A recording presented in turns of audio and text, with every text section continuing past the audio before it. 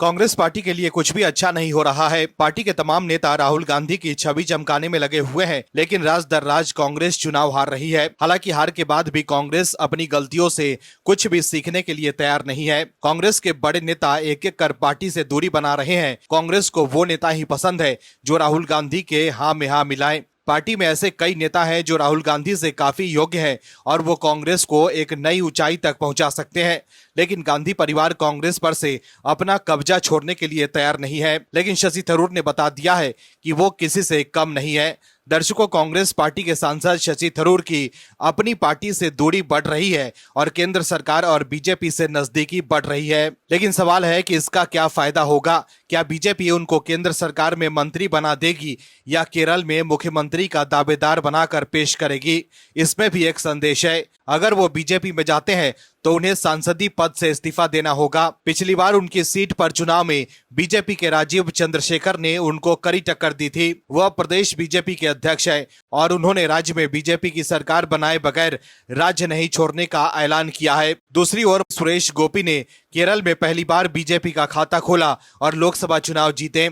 ऐसे में राजीव चंद्रशेखर और सुरेश गोपी की कड़ी चुनौती है। लेकिन कैसे शशि थरूर कांग्रेस को चौंका सकते हैं, बताते हैं आपको इस रिपोर्ट में। दर्शकों, हाल के दिनों में कांग्रेस सांसद शशि थरूर की नजदीकियां बीजेपी और पीएम मोदी के साथ बढ़ती जा रही है, तो वहीं कांग्रेस को शशि थरूर खटक रहे हैं। लेकिन फिर भी शशि थरूर पीछे हटने के लिए तैयार नहीं है। थरूर लगातार बीजेपी की भाषा बोल रहे हैं, जो कि कांग्रेस को नागवार गुजर रहा है। शशि थरूर कांग्रेस में वन मैन आर्मी की तरह नजर आते हैं। हमेशा ही विरोधियों के निशाने पर रहे हैं, लेकिन कोई भी उनका कुछ भी बिगाड़ नहीं पाता। कैटल क्लास विवाद से लेकर कांग्रेस अध्यक्ष पद का चुनाव लड़ने तक और अब पाकिस्तान के खिलाफ विदेश दौरे पर गए सर्वदलीय प्रतिनिधि मंडल में शामिल होने तक शशि थरूर के खिलाफ पूरा माहौल बन जाता है। लेकिन उनकी राजनीतिक सेहत पर शायद ही कभी कोई फर्क पड़ा हो। दर्शकों, ऐसा लगता है कि शशि थरूर अपनी राजनीति के बेहतरीन दौर में पहुंच चुके हैं। केंद्र में सत्ताधारी बीजेपी शशि थरूर को हाथों हाथ ले रही है और कांग्रेस उनके खिलाफ कोई एक्शन भी नहीं ले पा रही है। ऐसे दौर में जब केरल में अगले साल ही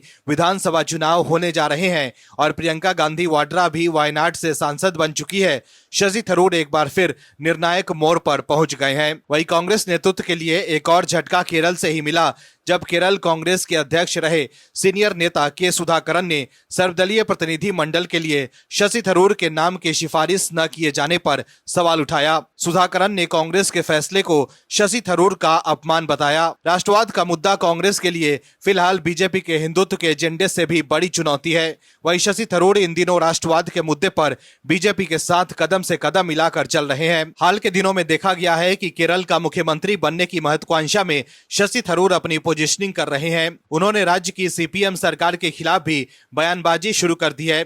ऑपरेशन सिंदूर की जानकारी देने के लिए एक डेलीगेशन लेकर दुनिया के देशों के दौरे पर गए शशि थरूर ने सवाल उठाया कि केरल सरकार ने भूकंप के समय तुर्की को 10 करोड़ रुपए की मदद क्यों दी थी। वहीं सीपीएम की ओर से कहा गया कि केंद्र सरकार ने तुर्की की मदद के लिए ऑपरेशन दोस्त शुरू किया था और केंद्र की मंजूरी से विदेश मंत्रालय के जरिए ही केरल सरकार ने तुर्की को मदद भेजी थी। जाहिर है कि थरूर अपनी हिंदू इमेज मजबूत करने की योजना पर काम कर रहे हैं। वैसे शशि थरूर के पास एक सर्वे रिपोर्ट भी है जो उन्होंने राहुल गांधी को दिखाई थी। उसमें बताया गया है कि वे सबसे लोकप्रिय मुख्यमंत्री चेहरा है।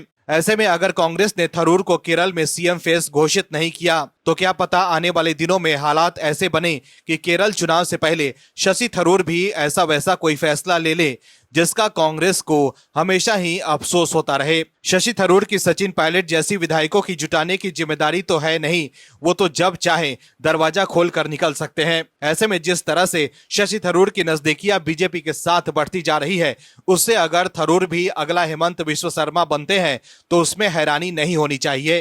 Bureau report, OMH news. आप दर्शकों से विनम्र निवेदन है कि चैनल को सब्सक्राइब जरूर करें